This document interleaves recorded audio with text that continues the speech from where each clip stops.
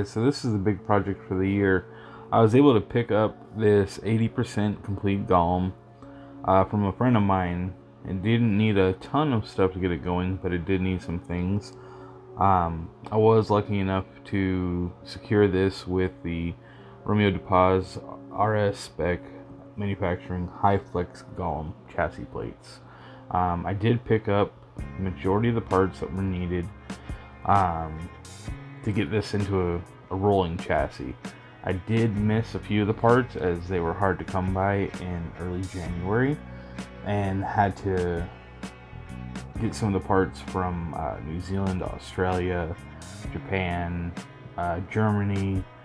It was pretty much the only people that had them in stock. So here you're seeing me start to put things together, get it to the point where it is a rolling chassis. Now, this is my first time building or working with any overdose vehicle. I'm not too enamored of it, but it should be simple enough, right? Well, it is. It just, there's minor things that make it different. I am familiar with a belt-driven car. I've built Sprint 2s, TO5s, stuff like that. The big score so far with this build has been these arms. I was able to pick them up for about $100 less than retail, and that was a huge score for this build. I had no real intention of doing a ton of hop-ups. I just wanted to get it, bone stock, plastic fantastic, and see how it drifted like that. But then, once you get one thing for cheap, you start piling on. Oh well, I saved $100 here, so I could get this hop up and this hop up, and it kind of snowballs from there. So as we were progressing in the build, it started just tacking on more and more hop ups, which meant more and more work, more and more bench work. Obviously delays with parts getting to me because of everything that's going on with shipping right now around the world. So definitely took a lot of time to get all the parts in, and still don't have all the parts that I want in as far as to make it a competition ready car. I'm sure stock plastic it would do just fine, but for what I want out of the car and what I've seen potentially out of the car with other drivers, I definitely want those other parts. So right here in this time lapse, we are installing the rear adjustable arms. Probably some of the coolest arms I've ever seen, the way that you can do adjustable length, but it also to adjustable toe. Really, really cool. But because I got those arms, it snowballed into getting adjustable toe blocks. So that way you can do the trailing angle and get more mechanical grip out of it that way. This I thought was going to be a stopping point for me. Everything functional, everything what I thought was going to be good. Turns out I needed a few other things as well. Right about this time, my electronics order came in, and I wanted the best of the best, so this is what I got. Drop it!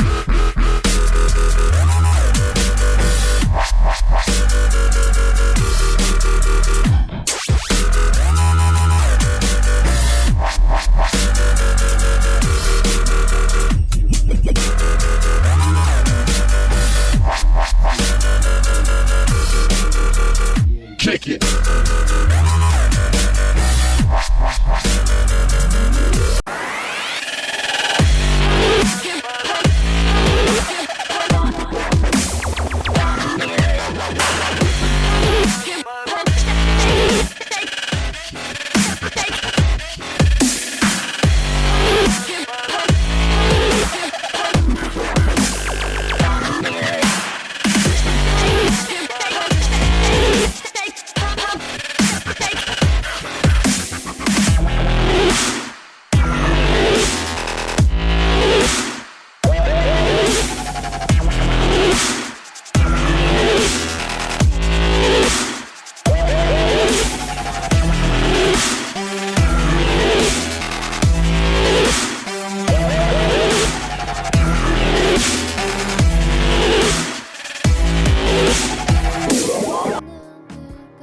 with this AccuAnt system, I knew I wanted the best, so I went with the Fledge, the Jarvis XX. I got the new Tau 3 just for the tuning capabilities in it. I really think the fit and finish of their product matches this chassis very well, and the tuning capabilities, I mean, nobody else does that. For the radio system, this time around I went with the Futaba 7PXR. The S-Bus links well with the AccuAnts and makes tuning a breeze, and allows me to tune everything on the fly and monitor everything on the fly. What's up, guys? It is currently April 21st. It's about 10:30 p.m. We are prepping the car, the Galm now, to get ready for an event on the 24th, this Saturday. The last of the parts I needed are finally here. Came in this afternoon. We're going to get ready to install them. This is currently the condition that the chassis is in. All the AccuAnts is all wired in. It's all been programmed. We have a bass tune on it. We're looking to go into a test and tune Friday at Tandem RC to see what it looks like, see what we need to do to make adjustments. I did get the HG3s and the 1.2 overdose coils for them. Probably the craziest shock I've ever seen. Luckily I had a friend of mine who's familiar with them who built them for me to the spec that he likes, and he competes with the Galm as well, so big shout out to him for helping me out with that. But tonight what we have left to do is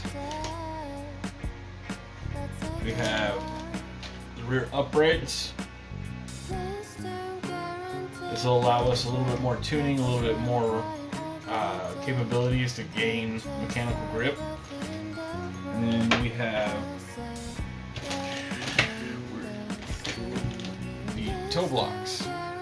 So the issue I was having with the toe blocks before, the plastic toe blocks, it doesn't allow any pivot because they're plastic.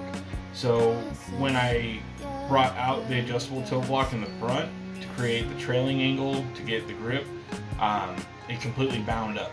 So shocks would compress, not rebound. So I had to get these in order to make that setup work. And then,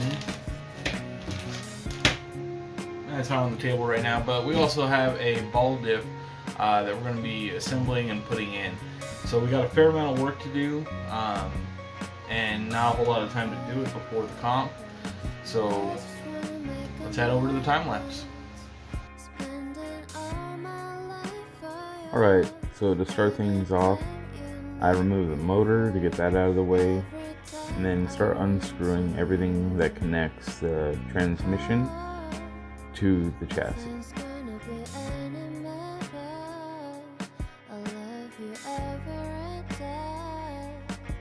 Once the chassis is removed, I pulled off the wheels so that way I could better access the toe blocks and get the axles out, because with the new rear uprights, it requires a different axle stub, so with that we had to remove the axles. Now I have the toe plates off, the arms off. We're opening up all the spacers and getting everything ready for the toe blocks. I did order new hinge pins so that way they were correct length, as well as they were the overdose quality. They're a super high quality shaft that is extremely smooth, much smoother than the shafts that were in there from the factory kit, and also too much smoother than anything I've had with any of my Yokomos.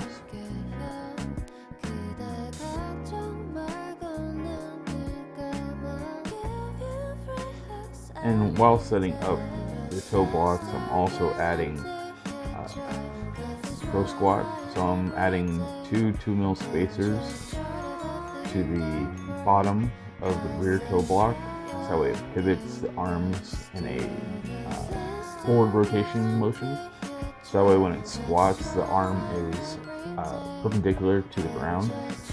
That way it allows for the best movement of the arms, but it also allows for the flattest movement, which should give me more mechanical grip. The grease that I'm using there is the 1UP CV grease and anti-fatigue grease. I haven't used one up before, but I know their products have a really good rating. And so for this season, we're going to be using all their lubrication products just to see how they work and see what kind of advantages we can get from using those and prepping the chassis before each comp with those fluids. So now we're getting the rear uprights all set up. They're really cool. They're give you the ability to change 1 and 2 degrees of toe just from the uprights. Something really cool I haven't seen on any other car before. This allows us to fine-tune everything that we're trying to do. So by having the adjustable front toe block, the adjustable arms, and the adjustable uprights, we should be able to adjust any kind of trailing angle that we want, any kind of toe angle that we want, and try to gain as much mechanical grip as possible.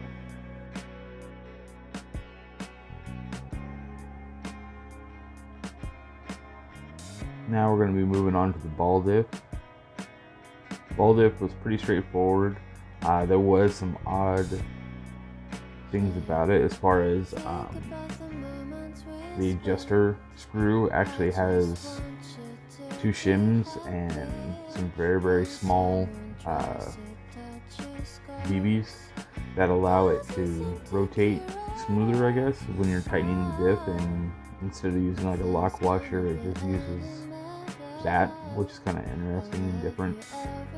We get it back in the transmission. I adjusted the tension on the belt, that way we had enough slack in the belt so that way it wouldn't bind up on us and clog on us. And then started reinstalling the transmission into the chassis, getting everything in there. We got the rear strut tower back on, started putting the shocks back on.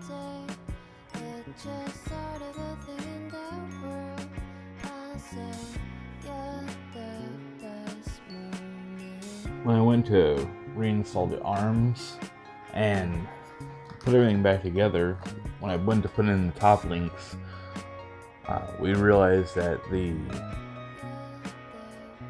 axles were too short, and so we had to make some adjustments with the length of the arms, and also to the pickup points for the top arms in relation to the shock tower.